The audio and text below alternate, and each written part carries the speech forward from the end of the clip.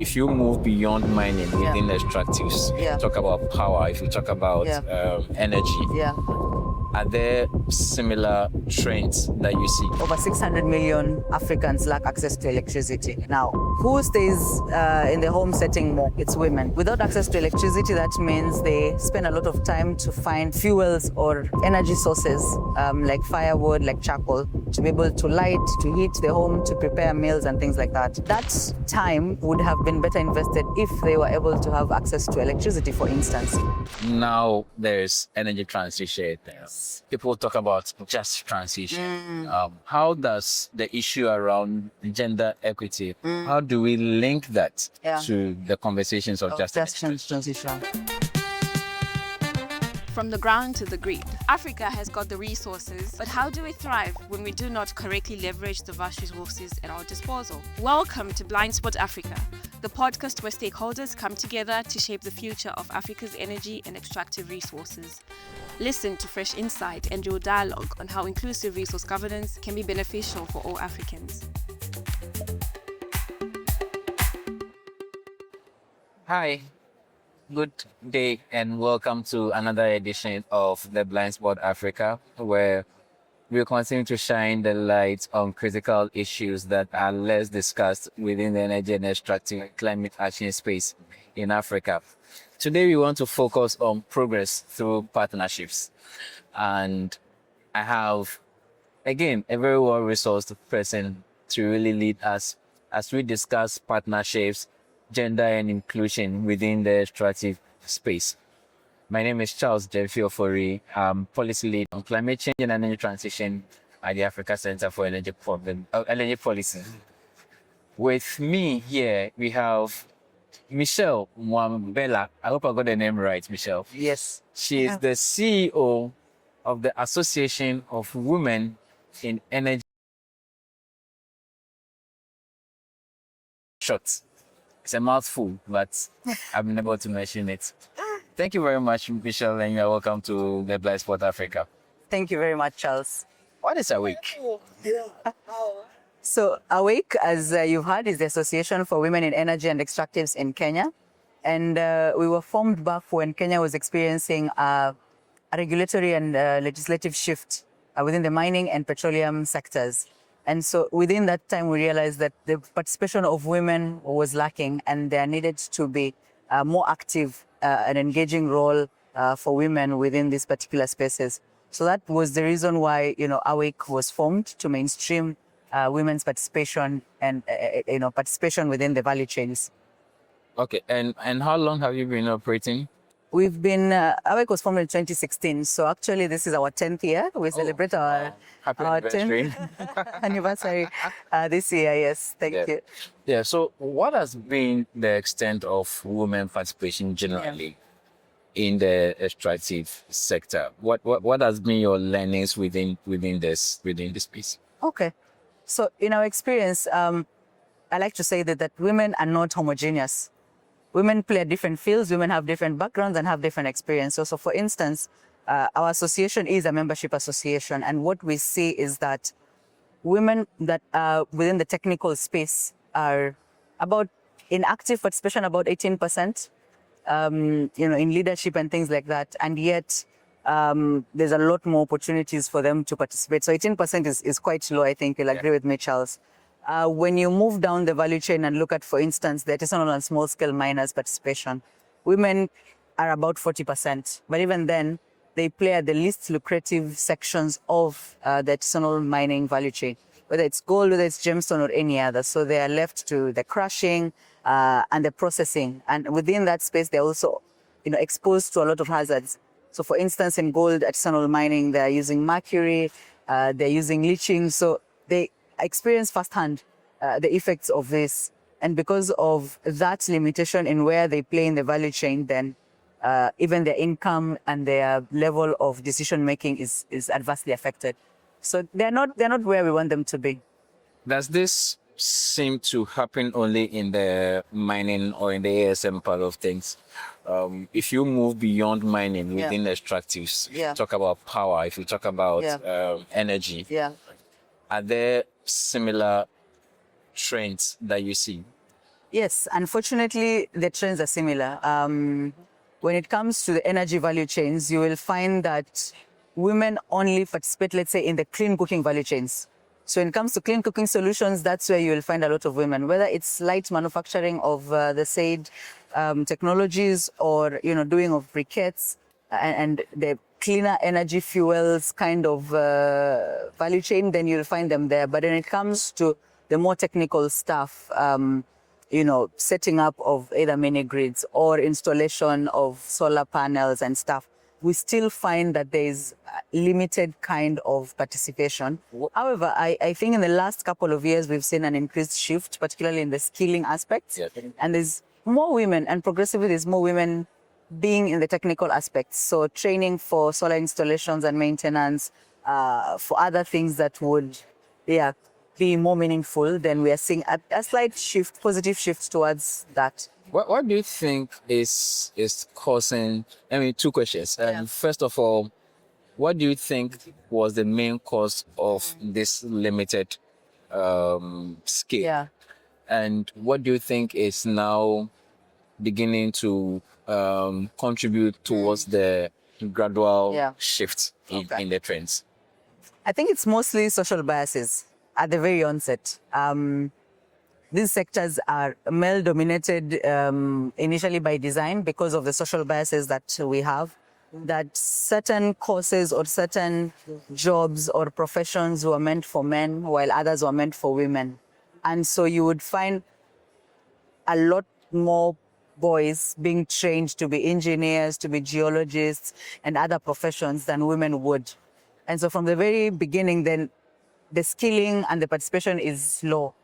And then also cultural beliefs. So for instance, and I know this is not just in Kenya, if a woman goes near a mine, then there is this myth that the mineral ore will disappear. It's ridiculous and it cannot be proved. But because of that, then even women themselves shy away from certain roles and they prefer not to. Yeah. Another one is the physical, challenge of some of these jobs. So whether it's clean energy, whether it's energy or mining, some of them are risky, they're laborious, and women might not be physically enabled to do those jobs. But the shift has happened because there's education, there's of course a lot of advocacy that has gone in towards women's participation. There's more acceptance for the girl child to do courses that were initially perceived as male kind of, courses and careers. And then also mechanization and technology has helped. Yeah. So the work that a man would do and has the physical strength to do because of mechanization and technology, it's now an equipment. So anyone can operate a piece of equipment sitting even remotely. Yeah. And so that also has helped women to participate more. Yeah. Yeah. Are there still gaps? There are. The biases still exist. So even skilling is how it exists. Financing, access to finance. Women are challenged when it comes to having collateral. And so because of that, it impedes fair access to financing for them to scale businesses. So gaps still exist. Financial models that speak to women's limitations, the skills aspect, and nuances of still social bias, I think. But the progress is good. The future is bright. Yeah. You're listening to Blindspot Africa. In this podcast, we delve deeper into critical issues of resource governance, including those that may not typically be highlighted in the media. We discuss the facts, figures, challenges, and pathways for Africa to achieve its full wealth potential. We also illuminate strategies on how citizens can demand accountability for resources managed on their behalf. Stay tuned for more insights. So now there's energy transition. Yes. People talk about just transition. How does the issue around gender equity really, how do we link that to the conversations of just transition? Okay. So you think of a home setting. We are told that over 600 million Africans lack access to electricity. Yeah. Now, who stays in the home setting more? It's women. Without access to electricity, that means they spend a lot of time to find fuels or energy sources like firewood, like charcoal, to be able to light, to heat the home, to prepare meals and things like that. That time would have been better invested if they were able to have access to electricity, for instance. Think about, the small businesses that women run and the productive use of energy elements. If, someone has a small shop that has electricity, they're able to pull food, they're able to do other small interlinked businesses that would help them have more, economic empowerment. So when we talk about just energy transition, we have to make sure that we're not increasing inequality by transitioning into something that, widens that gap. So if, you tell someone you need to move into cleaner sources of energy for cooking, for instance, and yet the accessibility of the said technology, the expense and the affordability of the said technology are out of reach, you're really just widening this inequality gap. So our solutions need to be able to think about all dynamics before, we can say we are transitioning. Because if you leave more people behind or if you increase an inequality, then really, what are we doing?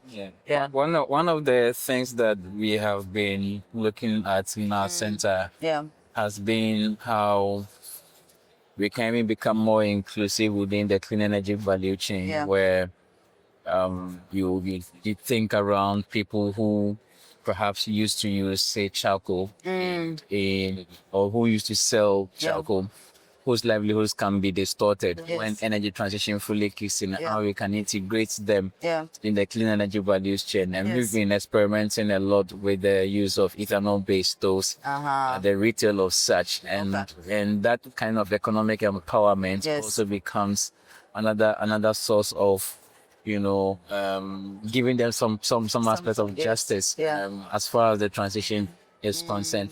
What do you see in terms of economic empowerment for women within this just transitional space? It's good you asked that, because one of our programs looks at establishment of village savings and loans associations, VSLAs in short, and this is where women come together to save and to borrow money. Now, in the recent past, we've found that these groups, beyond saving and taking loans, can use these groups to create leverage for adoption of clean energy solutions, and the group guarantees and de-risks that particular investment. So, for instance, like I mentioned, some of these technologies' initial cost is prohibitive, but through a group setting, they can have a pay-as-you-go kind of model, where they own and they pay until they finish. But the group dynamic guarantees and de-risks that particular element. But within also that sphere, we see an opportunity for installation and maintenance. So they're not just takers of technology, but they also now participate in the value chain. That becomes an economic opportunity, not just for women, but also for young people. So that kind of model is, for me, self-sustaining and is able to cater to the demographic of women and youth while still achieving clean energy solutions.